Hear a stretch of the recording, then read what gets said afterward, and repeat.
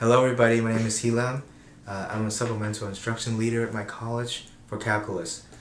Recently I've been developing a YouTube channel with a purpose to share with you guys tips, tricks, as well as techniques regarding calculus materials. And I hope you guys will find this channel very useful. If you guys have any questions or comments, I'll be glad to receive them. So for today, I want to discuss about problems regarding L'Hospital rule, as well as the recognition of indeterminate forms. So let's have a look at one example. So here we have a problem regarding the limits. So the limit at x approaches 0, x minus inverse tangent x over x times. As you can see, when you evaluate the value of x as x approaching 0, the numerator, you can see here x approaches 0, which is 0, and inverse tangent of x as x approaches 0 will be 0. As you can see, you're from sort of like, and here you can have 3 pi over 2.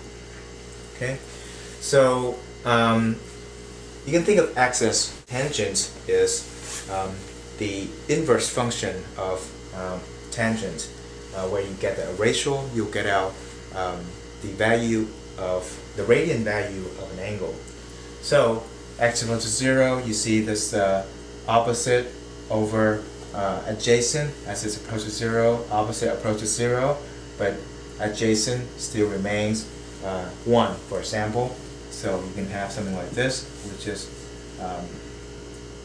you say that theta, or that's x. So inverse tangent, that's 0. Okay. With that being said, the function on the top, or on the numerator, would approach 0 minus 0, that will be 0. Okay.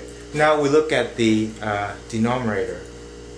If you look at x times sin x, what do we see here?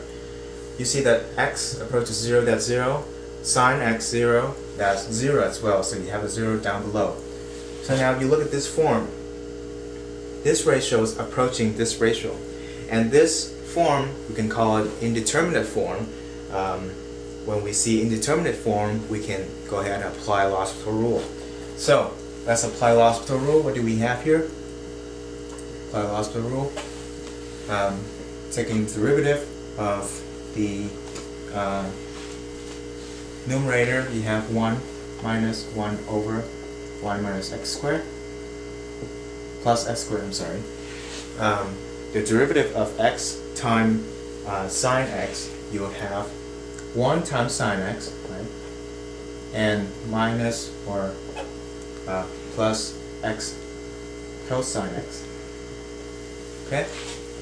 So, what can we do here? Well, we can simplify it. Let's see, simplifying what we can do. Here you have x squared plus 1 minus 1, that's x squared over x squared. Okay? Alright, so now what do we got to do?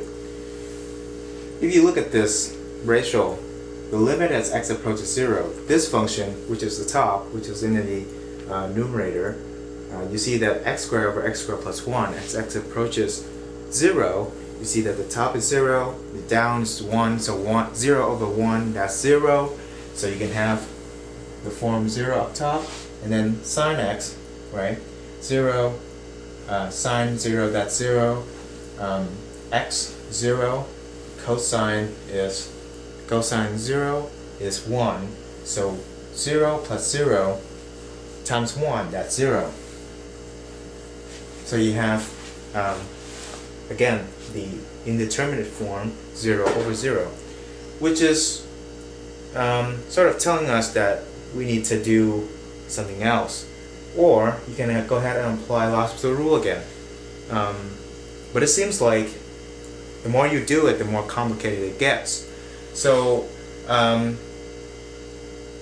what we can do here, is go back to the original ratio.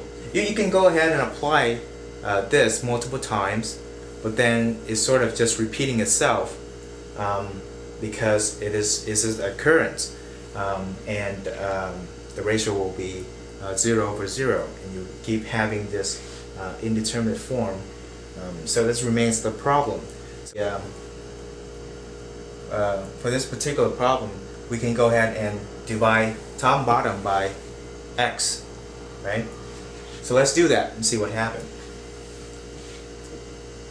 We do top and bottom divided by x. You have 1 minus inverse tangent x over sine x. The reason why we want to do this is because we see in the original problem we see there's a product x times sine x. So when we go ahead and apply the opposite rule, which means that we have to differentiate the function down the numerator, it will be very complicated. So by dividing top and bottom by x, we sort of just eliminate this variable, so we don't have to do that product rule again. So yeah, okay. So what is that going to do next for us? Well, if we let's say when we evaluate this limit, what are you going to do? How does it behave, so that we can know what to use? So the limit top in the numerator here, 1 minus inverse tangent x over x, 0 of inverse tangent x, that is 0, and 0 over x, that's 0. So we have a top which is 1 minus 0 over 0. Okay, and down here we have limit x minus 0, x approaches 0, sine x, which is 0. Okay, so